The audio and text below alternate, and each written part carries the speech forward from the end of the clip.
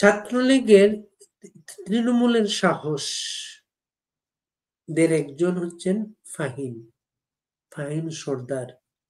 বাংলাদেশের দক্ষিণ অঞ্চলের একটা জনপদ হচ্ছে পাইকগাছা, খুলনার পাইকগাছা। পাইকগাছা ছাত্রলীগের নেতা ফাহিম সর্দার। কিন্তু পাইকগাছার নেতা কেন্দ্রীয় ভাবে নানাভাবে আছে প্রতিরোধের একটা মুখ।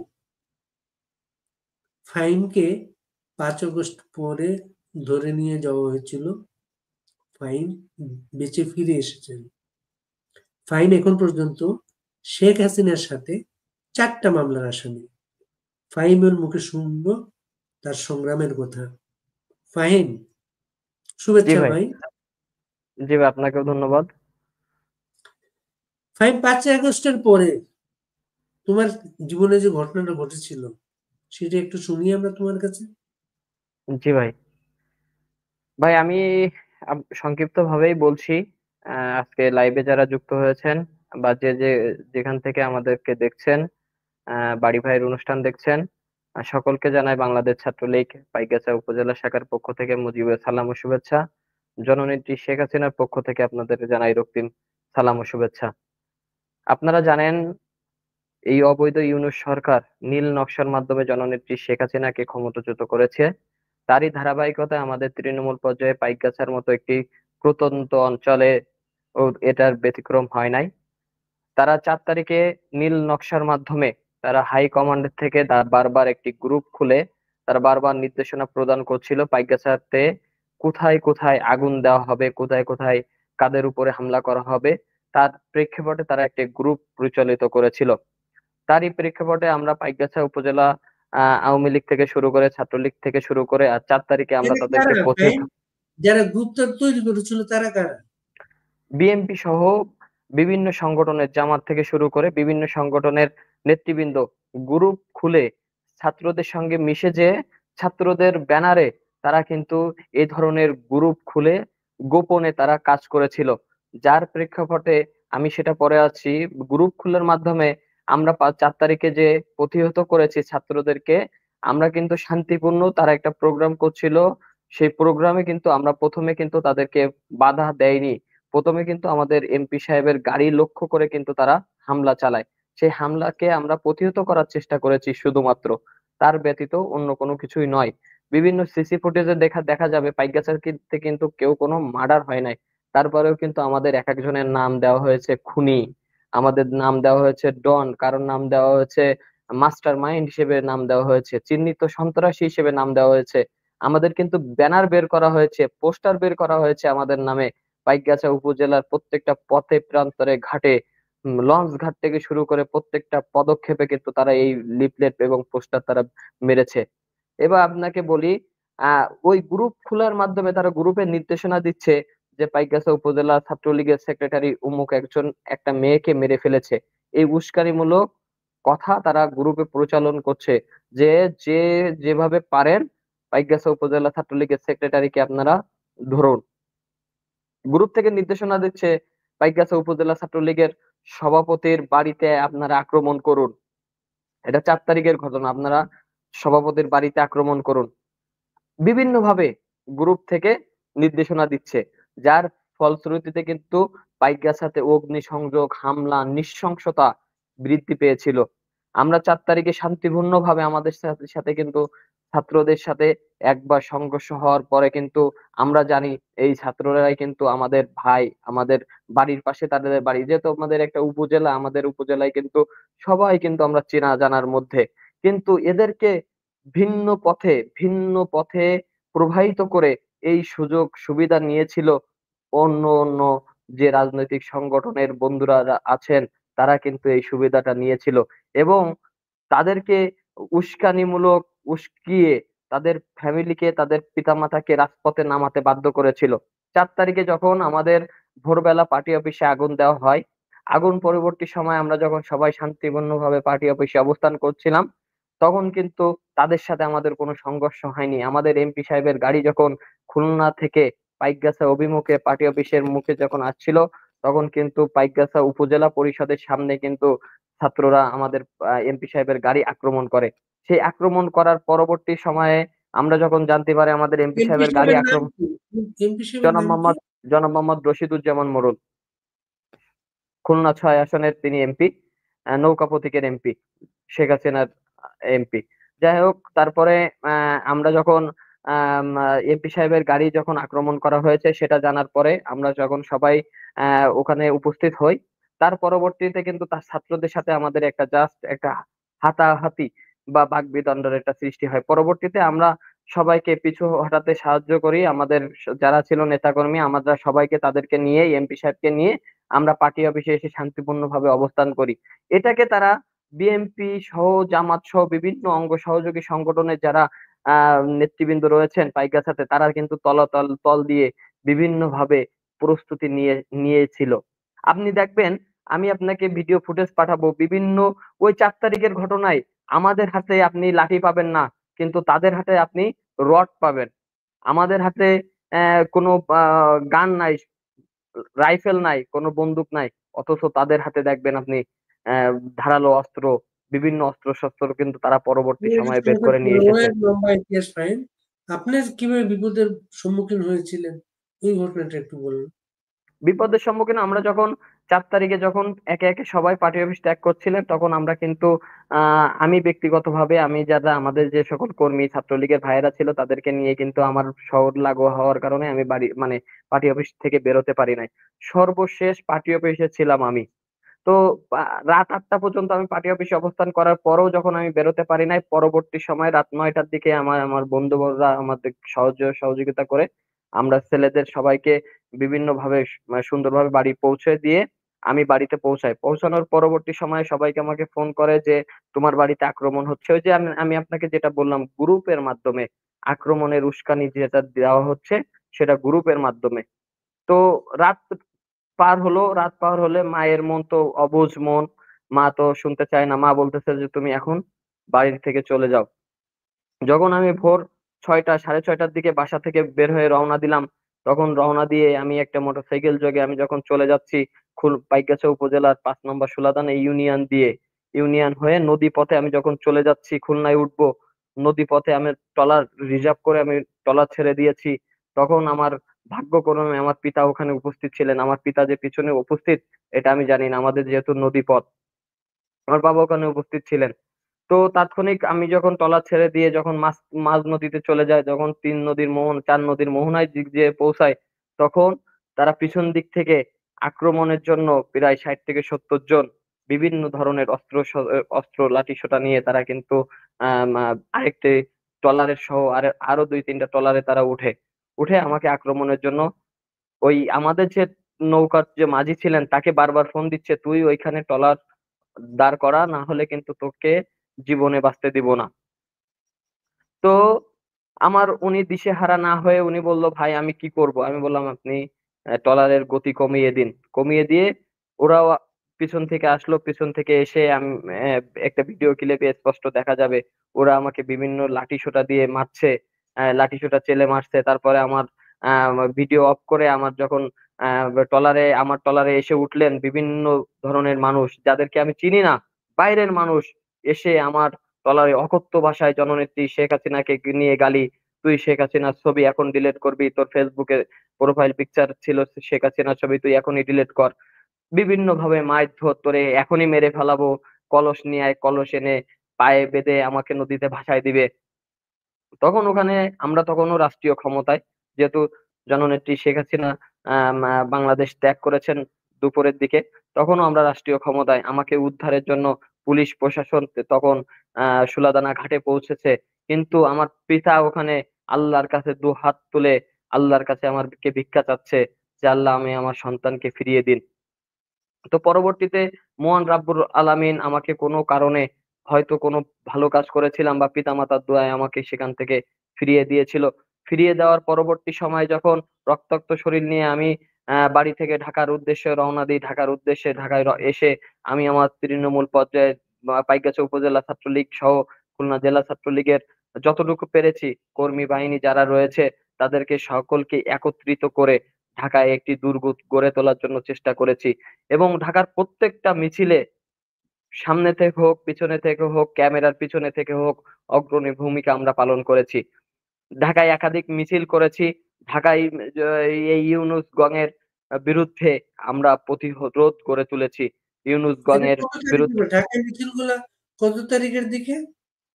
ঢাকায় আমরা প্রথম মিছিল করেছি হচ্ছে 13ই ডিসেম্বর 2024 সালের ডিসেম্বরের 13 তারিখে আমরা প্রথম মিছিল করেছি, যেটার নেতৃত্ব দিয়েছিলেন বাংলাদেশ ছাত্রলীগের সাবেক যুগ্ম সাধারণ সম্পাদক বেনজির হোসেন নিশি আপু আমাদের নেতৃত্ব দিয়েছিলেন, যিনি এখন কারাগারে রয়েছেন। তিনি তাকে এই অবৈধ ইউনূস সরকার তাকে দীর্ঘদিন ধরে এখনো পর্যন্ত তার জামিন হয় নাই, তাই এখনো পর্যন্ত তিনি কারাগারে রয়েছেন। এবং ওই মিছিল পরবর্তী সময়ে আমাদের বিভিন্ন নেতা কর্মীর নামে মামলা হয়েছে, হামলা হয়েছে, বাড়িতে হামলা হয়েছে, আমার বৃদ্ধ পিতার উপরে হামলা হয়েছে, আমার মা বাবা সবাই ঘর ছেড়ে পাইকগাছাতে আমাকে থাকতে দেওয়া হয় নাই।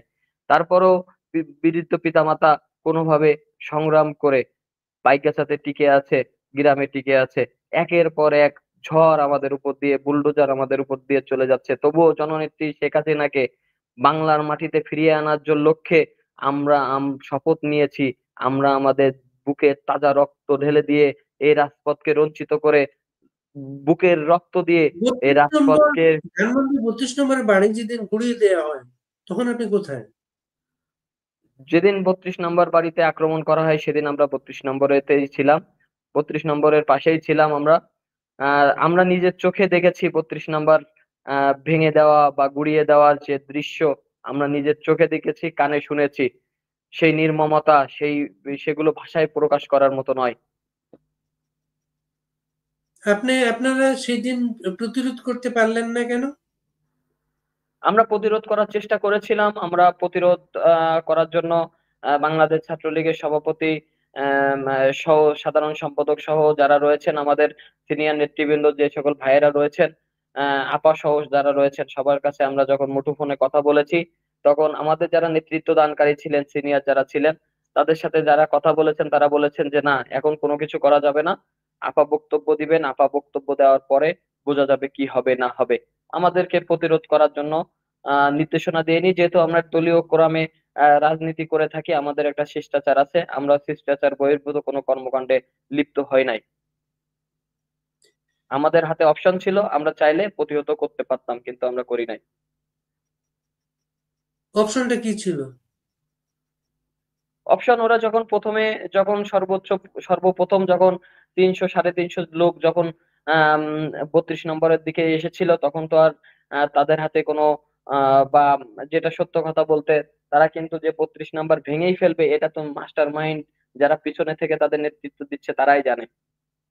তারা যখন ওখানে উপস্থিত হয়েছে তখন তারা যখন সংখ্যায় কম ছিল, আমরা যখন আগে থেকে আভাস পাচ্ছিলাম যে 32 নম্বরে আক্রমণ হতে পারে, আমরা যেহেতু 32 নম্বরের আশেপাশে আমাদের অবস্থান ছিল, আমাদের অন দা লাইনে আমি অনেক কথা বলতে চাচ্ছি না, কারণ সেগুলোতে পরবর্তীতে আমাদের অনেক সিনিয়র নেতৃবৃন্দর সেগুলো প্রবলেম হতে পারে, যার কারণে। তো আমাদের নির্দেশনা ছিল যে যদি কোনো নির্দেশনা আমাদের আসে, আপা কর্তৃক কোনো নির্দেশনা আসে, বাংলাদেশ ছাত্রলীগের সভাপতি সেক্রেটারি যদি কোনো নির্দেশনা দেয়, তো তাৎক্ষণিক আমরা সেটা জীবন দিয়ে হলেও আমরা সেটা প্রতিহত করার চেষ্টা করব। তো আমাদের সেই নির্দেশনা আসেনি, আমাদেরকে বলা হয়েছিল তোমরা তোমাদের জীবন সুরক্ষা রেখে তোমরা আগে সুস্থ থাকো, পরবর্তীতে দেখা যাবে। আপা তার দৃঢ় নেতৃত্বের কারণে, আপা যদি চাইতো তাহলে ওখানে রক্তাক্ত হতো, আপা চায় নাই বলেই কিন্তু ওখানেও রক্তাক্ত হয় নাই। আপা একটা জীবনেরও প্রাণ নাশের জন্য আপা দায়ী নয়। যারা বলেন যে আপা এতগুলো হত্যার জন্য দায়ী, জননেত্রী শেখ হাসিনা কাউকে খুন করতে পারে না। জননেত্রী শেখ হাসিনার ধমনীতে বঙ্গবন্ধুর রক্ত। যে নেতা তার জীবনের অর্ধেকটা সময় কারাগারের প্রকোষ্ঠের মধ্যে দিয়ে পার করেছেন, সেই নেতার কন্যা জননেত্রী শেখ হাসিনা সারাটা জীবন বাংলার জনগণের ভালো চেয়েছেন, বাংলার জনগণের জন্য কাজ করেছেন। আজকে আপনারা যখন জননেত্রী শেখ হাসিনার বিচারের দাবি করেন, আপনারা জননেত্রী শেখ হাসিনার বিরুদ্ধে একটা সুনির্দিষ্ট অভিযোগ দেখান। ডক্টর মোহাম্মদ ইউনূসের নামে যেরকম সুদের কেলেঙ্কারি, অর্থ আত্মসাতের কেলেঙ্কারি, জননেত্রী শেখ হাসিনার নামের বিরুদ্ধে আপনারা এই দীর্ঘ 9 মাস, আর কোথায় গেল আপনাদের সে আয়নাঘর? আয়নাঘর বানাতেও ফাহিমের তো আপনাদের বিরুদ্ধে টাইম লাগলো না। ফাহিমের বিরুদ্ধে কয়টা মামলা ফাহিমের বিরুদ্ধে? আমার বিরুদ্ধে এখন পর্যন্ত মামলা হয়েছে মামলা অনেকগুলো হয়েছিল, মামলা উঠে নেওয়া হয়েছে, আমাদের ঢাকাতে মামলা হয়েছে, আর ওদিকে মিলে আমার নামে এখন 7টা মামলা হয়েছে। শেখ হাসিনার সাথে কয়টা মামলায় আপনি আসুন? শেখ হাসিনার সঙ্গে আমরা দুইটা আন্তর্জাতিক অপরাধ ট্রাইব্যুনালে এখন বর্তমানে দুইটা মামলার আসামি আমরা জননেত্রী শেখ হাসিনার সাথে। আপনি কত নম্বর আসামি ওটাতে? দুইটাতে উম, কাছাকাছি হব আর কি, আমি এমনি সঠিক। কি কি অভিযোগ শেখ হাসিনার সাথে মামলায় আপনার বিরুদ্ধে কি অভিযোগ আপনার আমাদের হত্যার হত্যার অভিযোগ, মার্ডার মার্ডার মামলা দিয়েছে জননেত্রী শেখ হাসিনার সাথে। যে ছেলেটা আমাদের পাইকাছেতে মারা গেছে, সেই ছেলেটা বিদ্যুৎ স্পৃষ্ট হয়ে মারা গিয়েছেন। তার কারণেও কিন্তু জননেত্রী শেখ হাসিনাকে 1 নাম্বার আসামি করে, এবং তার মানে তার যে চাচাতো ভাই রয়েছে, সে তাদের ও ভাই সহ। আপনার এই মামলাগুলোর ঘটনাস্থল হচ্ছে পাইকগাছা, তাই না? পাইকগাছা, জি পাইকগাছাতে, ঘটনাস্থল পাইকগাছা, কিন্তু মামলার আসামি হচ্ছে জননেত্রী শেখ হাসিনা। শেখ কোথায়? হাসিনার ঢাকা। সাথে শেখ হাসিনার সাথে মামলার আসামি আপনি, এটা জি, কি আপনার একটু সৌভাগ্য মনে হয় এখন? অবশ্যই সৌভাগ্য মনে হয়। জননেত্রী শেখ হাসিনার সঙ্গে মামলার আসামি হওয়া অবশ্যই সৌভাগ্যের। বাংলাদেশ ছাত্রলীগের একজন কর্মী হিসেবে আমি এটাকে গর্বিত মনে করি। আপনি তো নিষিদ্ধ সংগঠনের নেতা এখন, তাই না? জি। এটা কি কি আমাকে মনে হয় আপনি? আমাদেরকে যারা নিষিদ্ধ করেছে বা নিষিদ্ধ করতে চেয়েছেন, তাদেরকে আগে দেখতে হবে, বাংলাদেশ ছাত্রলীগের ইতিহাস তাদেরকে পড়তে হবে। এই বাংলাদেশ সৃষ্টির আগে থেকে বাংলাদেশ ছাত্রলীগের জন্ম হয়েছে। মহান মুক্তিযুদ্ধ থেকে শুরু করে, ভাষা আন্দোলন থেকে শুরু করে, শিক্ষা আন্দোলন থেকে শুরু করে, 1969-এর গণ অভ্যুত্থান থেকে শুরু করে, প্রত্যেকটা আন্দোলন সংগ্রামে কিন্তু বাংলাদেশ ছাত্রলীগের প্রত্যক্ষভাবে পরোক্ষভাবে কিন্তু অগ্রণী ভূমিকা বাংলাদেশ ছাত্রলীগ পালন করেছে। সেই সংগঠনকে আপনারা যখন নিষিদ্ধ করবেন, সেটা আপনাদেরকে নিষিদ্ধ করার যোগ্যতা আপনাদের আছে কিনা, সেটা আপনাদেরকে আগে বিচার করতে হবে। বাংলাদেশ ছাত্রলীগ ছিল বলেই মহামারী করোনার সময় বাংলাদেশ কিন্তু করোনা প্রতিরোধে কিন্তু এশিয়ার মধ্যে শীর্ষে অবস্থান করেছিল। বাংলাদেশ ছাত্রলীগের প্রত্যেকটা তৃণমূল পর্যায়ের কর্মীরা জননেত্রী শেখ হাসিনার ডাকে কৃষকের ধান তাদের বাড়ি পৌঁছে দিয়েছেন। বাংলাদেশ ছাত্রলীগ কিন্তু হানাহানি চায় নাই, কাটাকাটি চায় নাই। বাংলাদেশ ছাত্রলীগের তৃণমূল পর্যায়ের কর্মী, একজন কর্মী হিসেবে আমরা অবশ্যই গর্বিত জননেত্রী শেখ হাসিনার মতো এমন একজন মহান নেতা পেয়ে। জননেত্রী শেখ হাসিনাকে হারিয়ে ফেললে জননেত্রী শেখ হাসিনার মতো নেতা তৈরি হবে না এই বাংলার মাটিতে। এটাকে আপনাদেরকে স্বীকার করতেই হবে। ফাহিম, এখনকার যে লড়াই, এখনকার যে সংগ্রাম, এই সংগ্রাম, আপনি পাইকগাছার ছাত্রলীগ নেতা, খুলনাতে কিছুদিন আগে খুব বড় একটা মিছিল হয়েছে। খুলনাতে বাংলাদেশে এত বড় মিছিল এই প্রথম। খুলনার মিছিলের এত বড় হওয়ার কারণটা কি খুলনা? খুলনার মিছিল বড় হওয়ার কারণ, খুলনার মিছিল আপনারা যে প্ল্যাটফর্মে দেখেছেন, খুলনার মিছিল আরো বড় হওয়ার কথা ছিল। জননেত্রী শেখ হাসিনার দ্বিতীয় বাসভবন, জননেত্রী শেখ হাসিনা সারা বাংলার নেতা, আপামর বাংলার নেতা জননেত্রী শেখ হাসিনা। তারপরেও জননেত্রী শেখ হাসিনার আপন চাচা শেখ আবু নাসেরের বাড়ি খুলনায় হওয়ার কারণে জননেত্রী শেখ হাসিনার অবাধ বিচরণ ছিল খুলনার মাটিতে। যার কারণে খুলনায় 1 আসন থেকে তিনি বারবার নির্বাচন করেছেন। যার কারণে খুলনাকে জননেত্রী শেখ হাসিনার দ্বিতীয় বাসভূমি বলা হয়, বাসস্থান বলা হয়। যার কারণে খুলনার মানুষ জননেত্রী শেখ হাসিনাকে মনে প্রাণে ভালোবাসে। যে সেই ভালোবাসার প্রতিশ্রুতিতে জননেত্রী শেখ হাসিনার জন্য আপামর জনগণ রাজপথে নেমে এসেছিল। কৃষক থেকে শুরু করে, রিক্সা চালক থেকে শুরু করে, দিনমজুর আমাদের আপনি খুলনার মিছিলে একটা কিন্তু কথা অংশগ্রহণ বললেন করেছে। ফাহিম, আপনি একটা কথা বললেন খুলনার মিছিলটা আরো বড় হওয়ার কথা ছিল। আরো বড় কেন হয় না? ভা- বড় হওয়ার কথা ছিল, বড় হয় নাই। আমাদের যারা তৃণমূল পর্যায়ে যারা কর্মীরা রয়েছে, 5 তারিখের পরবর্তী সময়ে অনেকেই হামলা মামলার শিকার হয়ে কারাগারে রয়েছেন। বিভিন্ন ভাবে আমাদের কর্মীদের নির্যাতন করা হচ্ছে। বিভিন্ন যারা রাজনৈতিক সংগঠনের নেতৃবৃন্দরা আছেন, তারা বিভিন্ন ভাবে ভয়ভীতি দেখিয়ে হামলা মামলা দিচ্ছে। যার কারণে খুলনার মানুষ কিছুটা ভীতু সংশিত হওয়ার কারণে তারা কিন্তু মিছিলে অধিকাংশ অংশগ্রহণ করতে পারে নাই। আর যারা আমাদেরকে জননেত্রী শেখ হাসিনাকে ভালোবেসে মামলা হামলা উপেক্ষা করে মিছিলে অংশগ্রহণ করতে চেয়েছিল আমাদের সময় স্বল্পতার কারণে, তারাও বিভিন্ন স্থানে অবস্থান করার কারণে তারা কিন্তু উপস্থিত হতে পারে নাই। আপনি একটা বিষয় জানেন, আমাদের খুলনায় কিন্তু একাধিক মামলা হয়েছে। সেই মামলার কারণে কিন্তু অনেকেই সেই খুলনাতে অবস্থান করতে পারছে না। যেহেতু কেউ ঢাকাতে অবস্থান করছেন, কেউ নারায়ণগঞ্জ, কেউ গাজীপুর, কেউ সিলেট, কেউ চট্টগ্রাম, বিভিন্ন স্থানে অবস্থান কারণের কারণে আমাদের কিন্তু মিছিলে দলীয় সংগঠনের ফরমের লোক কম হয়েছে। কিন্তু তৃণমূল বুঝিয়ে দিয়েছে, তৃণমূল দেখিয়ে দিয়েছে, তৃণমূল বাংলাদেশ আওয়ামী লীগের শক্তি, শেখ হাসিনার সাথে ফাইন, তৃণমূলই শেখ প্রাণ হাসিনার ভোমরা। সাথে যে মামলার আসামি আপনি, ওই মামলায় দলের কোন নির্দেশনা আছে? ওই মামলায় আপনারা হাজিরা দেবেন কিনা, ওই মামলায় জামিনের জন্য আবেদন করবেন কিনা, এমন কোন নির্দেশনা আছে? না, আমাদের এখনো পর্যন্ত ওই ধরনের কোনো নির্দেশনা এখনো পর্যন্ত কেউ দেয় নাই।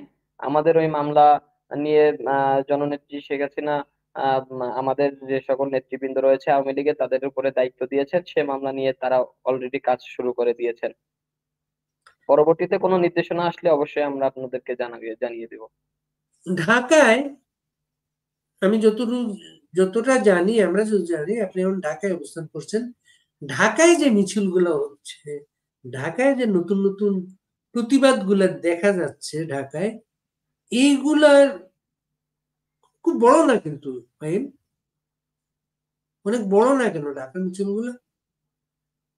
মিছিল বড় না হওয়ার কারণ হচ্ছে, দেখেন আমরা ঢাকাতে কিন্তু প্রশাসনের লোক যেহেতু বেশি থাকার কারণে, প্রত্যেকটা পয়েন্টে লোক বেশি থাকার কারণে প্রশাসনিক একটি চাপ আমাদের উপরে সবসময় বিদ্যমান রয়েছে। যার কারণে আমাদের কিন্তু খুব স্বল্প সময়ের মধ্যে আমাদের প্রোগ্রাম করে সেখান থেকে স্থান ত্যাগ করতে হয়, এবং পরবর্তীতে গ্রেপ্তার এড়িয়ে চলার জন্য আমাদের স্থানও পরিবর্তন করতে হয় কিছুটা দিনের জন্য। তো সেক্ষেত্রে আমাদেরকে সকলকে একত্রিত করে আমাদের এখনো পর্যন্ত মিছিল বড় করার জন্য সেই জিনিসটা আমাদের সম্ভব হয় নাই। তবে আমরা চেষ্টা করছি খুব দ্রুত। জননেত্রী শেখ হাসিনা নির্দেশ দিয়েছেন যাতে আমাদের মিছিলটা বড় করা যায়। যারা বাংলাদেশ আওয়ামী লীগের কেন্দ্রীয় নির্বাহী আপনি সংসদের যারা, যে ইয়েগুলো বললেন, যে স্থান ত্যাগ করতে হয়, নানা কিছু করতে হয়, এটা একটা গেরিলা গেরিলাদের প্রশিক্ষণের বিষয়। আপনি হচ্ছে ছাত্রলীগের নেতা, আপনি তো কোনো গেরিলা প্রশিক্ষণ নেন নাই আপনি। আমরা ছাত্রলীগের নেতা, আমরা মহান মুক্তিযুদ্ধের যুদ্ধ গেরিলা ট্রেনিং না নিয়েও কিন্তু আমরা যুদ্ধে ঝাঁপিয়ে পড়েছিলাম বুকের তাজা রক্ত দিয়ে। তো আমাদের আসলে আমরা ট্রেনিং নেওয়া লাগে না, আমরা ট্রেনিং প্রাপ্ত হয়েই বাংলাদেশ ছাত্রলীগে অংশগ্রহণ করি। সেটা আপনি জানেন যে বিভিন্ন সংগ্রামে বাংলাদেশ ছাত্রলীগ কি ধরনের ভূমিকা পালন করেছে বা এখন করছে। আপনি একটা জিনিস না, আমি আপনাকে, তখন তখন ছাত্রলীগ একাত্তরে ছাত্রলীগ কিন্তু গেরিলা প্রশিক্ষণ নিয়েছিল, তারা গেরিলা প্রশিক্ষণ নিয়েছিল। ছাত্রলীগ অনেক নেতা কর্মী, সতেরো নিয়েছিল। হাজার 17,000 নেতা কর্মী মুক্তিযুদ্ধে কিন্তু শহীদ হয়েছেন ছাত্রলীগে। এখন কোনো প্রশিক্ষণের প্রস্তুতি বা তথ্য আপনাদের কাছে আছে? দেখুন, আমি আপনাকে একটা জিনিস ক্লিয়ার, আপনি যে প্রশ্নটা করেছেন আমাদের কোনো ট্রেনিং বা কোনো কিছুর এরকম কোনো তথ্য আপনার আমার কাছে আছে কিনা, আমি আপনাকে একটি জিনিস সুনির্দিষ্ট ভাবে বলতে চাই। জননেত্রী শেখ হাসিনার নির্দেশই আমাদের কাছে গেরিলা ট্রেনিং, জননেত্রী শেখ হাসিনার নির্দেশনাই আমাদের কাছে গেরিলা ট্রেনিং এর থেকেও শক্তিশালী। উনি 1971 সালে বাংলাদেশ ছাত্রলীগ যে পরিমাণ শক্তিশালী ছিল, আজকে 2025 সালে এসে বাংলাদেশ ছাত্রলীগ তার শেখ থেকে হাসিনার দ্বিগুণ ভাষণে, শক্তিশালী। শেখ হাসিনা যে অনলাইনে ভাষণগুলো দেন, অনলাইনে যে কথাবার্তা গুলো বলেন, এই ভাষণগুলার কোন লাইনগুলা আপনাদের বেশি অনুপ্রাণিত করে?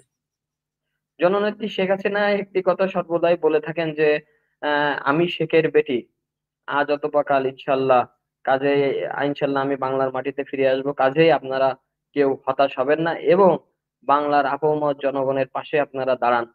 জননেত্রী শেখ হাসিনা এই একটি কথা আমাদেরকে সর্বদা বলেছেন। জননেত্রী শেখ হাসিনা আরো কিছু কথা আমাদের মাঝে বলেছেন। সর্বদা বলেছেন যে আমাদের ছাত্রলীগের বিভিন্ন পর্যায়ের নেতৃবৃন্দ যখন আপাকে প্রশ্ন করেন, আপা দীর্ঘদিন যখন মায়ের মুখ দেখতে পারি নাই, পিতা মাতার মুখ দেখতে পারি নাই, অসুস্থ পিতামাতা যদি মারা যায়, পিতামাতার জানাজায় যেতে পারি নাই, তো আপা আমরা কি কখনো বাড়ি ফিরতে পারবো না? তো আপা বলেছেন যে উপর আল্লাহ যখন আমাকে বাঁচিয়ে রেখেছেন, আমার যখন নিঃশ্বাস যতদিন থাকবে ততদিন আমি ইনশাল্লাহ তোমাদের সঙ্গে আছি। এটাই আমাদের কাছে বড় পাওয়া, এর থেকে বড় পাওয়া কিছু নাই। জননেত্রী শেখ হাসিনার সাথে এখন কথা বলতে কিন্তু আমাদের কোনো লাইন লাগে না আমাদের কাছে, মানে আমাদের মতো তৃণমূল, আমার মতো একজন ক্ষুদ্রতম কর্মীর কিন্তু কারো ধরা লাগে না। আমি কিন্তু জননেত্রী শেখ হাসিনার সাথে ওপেন কথা বলতে পারি। এটা আমার কাছে জীবনের সব থেকে বড় পাওয়া বলে আমি এখন মনে করি। পর্যন্ত আপনি কতবার কথা বলেছেন ফাহিম? আমি একাধিকবার আপার সাথে কথা বলেছি, সেটা শেষ করা যাবে না বলে। আমি একাধিকবার আপার সাথে কথা বলেছি। ফোন ধরে কি বলেন উনি? আপা আমার নাম ধরেই কথা বলেন, ফাইমিন বল, ফাইম বল, আমাদেরকে ফাইমিন বলে না, ফাইম বলো। এভাবে কথা বলেন। আমাদের যে কবে খুলনার যে মিটিং ছিল, সে মিটিং এও আমি আপার সাথে কথা বলেছি, তার আগেও কথা বলেছি। এখান থেকে 2 দিন আগে আমাদের একটা প্রোগ্রাম হয়েছে, সে প্রোগ্রামেও আমরা কথা বলেছি। আমি অন দা লাইনে, আমি যেহেতু আপনি আমাকে বলছেন যে সমস্ত কথাগুলো যেন না বলি, কারণ আমাদের নিরাপত্তা জটিলতা এখন রয়েছে। এই যে কথাটা বলেন, এই যে শেখ হাসিনা যে কথাটা বলেন, নামগুলা পর্যন্ত জানেন। একবার নামগুলা শুনলে নামগুলা আর ভুলেন না। না। এটা বিশেষ বিশেষ একটা গুণ, তাই না? জি জি, অবশ্যই। নেত্রীর মাথায়, নেত্রী কোথায় কবে কোথায় কোন প্রোগ্রাম করেছে বা কার সাথে করেছে, কার নাম কি, এটা এখনো পর্যন্ত নেত্রী চোখ বন্ধ করে বলে দিতে পারেন। আর কারোর সাথে কথা বললে, একবার কথা বললে তার পরবর্তী কথা বলতে গেলে তার নাম একবারের বেশি 2বার বলা লাগে না নেত্রীকে। নেত্রী থামিয়ে দেয়, "এই, তুমি বলো, কথা বলো, আমি শুনছি, তুমি কথা বলো", এভাবে কথা বলেন। ফাহিমের এই সাংগঠনিক পরিচয়ের বাইরে শাহিম ফাহিম যাদের সন্তান, সেই মা বাবা সারাক্ষণ টেনশন করেন, তাই না? জি, আমার আপনাকে বলি, আমার পিতা অসুস্থ ছিলেন। পিতাকে আমি ইন্ডিয়া থেকে ট্রিটমেন্ট করিয়ে এনেছি। আমার পিতা একজন বীর মুক্তিযোদ্ধা। আমার মা করোনায় আক্রান্ত হয়েছিলেন। মা করোনার পরে সেও মানসিক ভাবে এবং তার ডায়াবেটিস থাকার কারণে সেও অনেক অসুস্থ। এবং আমার বড় বোন, আমার আপন বড় বোন, সে দীর্ঘদিন ধরে 4 বছর ক্যান্সারে আক্রান্ত রয়েছেন।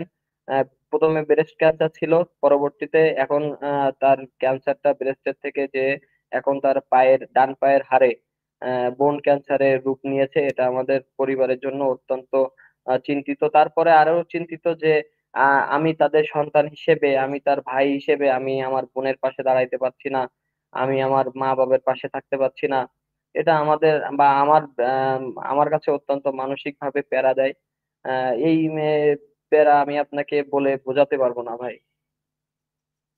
এটা মানসিক ভাবে যে কতটা যন্ত্রণার, কতটা কষ্টের, এটা বলে বোঝানো যাবে না। কান্না পায়? কান্না তো পাই ভাই, কান্না পাবে না ভাই? মা বাপকে ছেড়ে দীর্ঘদিন মনে করেন আপনার পড়ে আছি, তারপরে বোনটা অসুস্থ ভাই। সব এই থেকে বড় চিকিৎসা বিষয়, এই চিকিৎসাগুলো এখন কারা চালাচ্ছে এখন? আমার মা বাবাই চালাচ্ছে আমার বোনের চিকিৎসা, সম্পূর্ণ ব্যয়ভার আমার বৃদ্ধ পিতাই করছেন এখন। আমি তো তাদের হতভাগা সন্তান, এখনো পর্যন্ত কোনো কিছুই করতে পারি নাই। আপনার কোনো বাংলাদেশ ভাই নেই? ছাত্রলীগের, আমার একটা বড় ভাই আছে এখনো বেকার, সে গোপালগঞ্জ বিশ্ববিদ্যালয় থেকে ইংরেজিতে অনার্স মাস্টার্স কমপ্লিট করেছে। সেও ছাত্রলীগের একজন কর্মী ছিলেন। সেও অনেক কষ্ট করছে ঢাকাতে থেকে। তাকে নিয়েও বিভিন্ন ভাবে লেখালেখি হচ্ছে। এই যে আপনার কান্না, ফাহিম, আপনার মতো হাজার হাজার লক্ষ লক্ষ ছেলে মেয়ের কান্না। পড়াশোনা করতে না পারা, পরীক্ষা দিতে না পারা, মা বাবার সাথে থাকতে না পারা, মা বাবার সার্ভিসটা দিতে না পারা, সমস্ত কান্নার সমষ্টি কিন্তু আপনাদের সংগ্রাম আছে। জি ভাই, আমরা জননেত্রী শেখ হাসিনার জন্য পিতামাতাকে বলে বলে দিয়েছি যে আমরা আমাদের আমাদের কথা তোমরা বলে যাও, আমরা আজ আছি অথবা কাল নাই। দেখা গেলো আমাদের লাশ তোমরা পাবা কি পাবা না, আমরা সেই কথা উপর আল্লাহ ছাড়া কেউ বলতে পারবে না। তবে আমাদের কথা তোমরা ভেবো না। আমরা জননেত্রী শেখ হাসিনার জন্য সর্বদা মরতে প্রস্তুত। প্রত্যেকটা পদক্ষেপে আমরা মনে করি যে আমাদের এখনই মনে হয় মৃত্যু হবে, তারপরে আমরা আন্দোলন সংগ্রাম চালিয়ে যাচ্ছি। খেয়ে না খেয়ে আমাদের সাথে যে সকল ছেলে পেলে যারা আছে, তারা 2 মুঠো ভাত পায় না। সত্য কথা বলতে, যারা দীর্ঘদিন এই দলের সুবিধা ভোগ করেছে, যারা এই দল থেকে চুষে খেয়েছে, সে সকল নেতাকর্মী এখন এই তৃণমূল পর্যায়ের কর্মীদের পাশে নেই। এটা সব থেকে কষ্টের আমাদের কাছে। আর এরাই যদি কোনোদিন সুদিন আসে আবার এরাই এই সব থেকে তৃণমূলের এই কর্মীরা তো কারোর জন্য অপেক্ষা নাই। না, অপেক্ষায় নাই ভাই। আমরা নেতা কি বলে, কেউ আমাদের মুখে ভাত তুলে দিবে বা কেউ আমাদের নির্দেশনা দিবে, কেউ আমাদের 2 টাকা দিবে, তার জন্য আমাদের রাজপথে নামতে হবে শেখ হাসিনার জন্য, এই অপেক্ষায় আমরা নেই। আমরা মরলে মরবো, আমাদের কোনো মানে জীবনের পরোয়া নাই। আমরা শেখ হাসিনার জন্য মরতে প্রস্তুত, সর্বদা মরতে প্রস্তুত। আপনার কি মনে হয় আপনার শেখ হাসিনাকে ফেরত নিয়ে আসতে কতদিন লাগতে পারে আপনাদের? আমরা যদি সকলে ঐক্যবদ্ধ ভাবে যেভাবে আমরা কাজ চালিয়ে যাচ্ছি সেভাবে যদি আমরা কাজ করতে পারি, ইনশাল্লাহ খুব দ্রুত 1-2 মাসের মধ্যে বা 3 মাসের মধ্যে আমরা জননেত্রী শেখ হাসিনাকে দেশে ফিরিয়ে আনতে পারবো। তার জন্য আমাদের, আপনি দেখেন ভাই, বাংলাদেশ আওয়ামী লীগের পরে সব থেকে কিন্তু ক্ষতিগ্রস্ত সংগঠনটির নাম কিন্তু বাংলাদেশ ছাত্রলীগ। কোনো সংগঠন নিষিদ্ধ হয় নাই, কোনো সংগঠনের নেতাকর্মীরা পরিচয় দিতে ভয় পায় না, তারা কিন্তু তাদের পরিচয় না দিলেও চলে, কিন্তু আমি একটা বাংলাদেশ ছাত্রলীগের কর্মী, আমি একটা বাংলাদেশ ছাত্রলীগের একটা উপজেলার সাধারণ।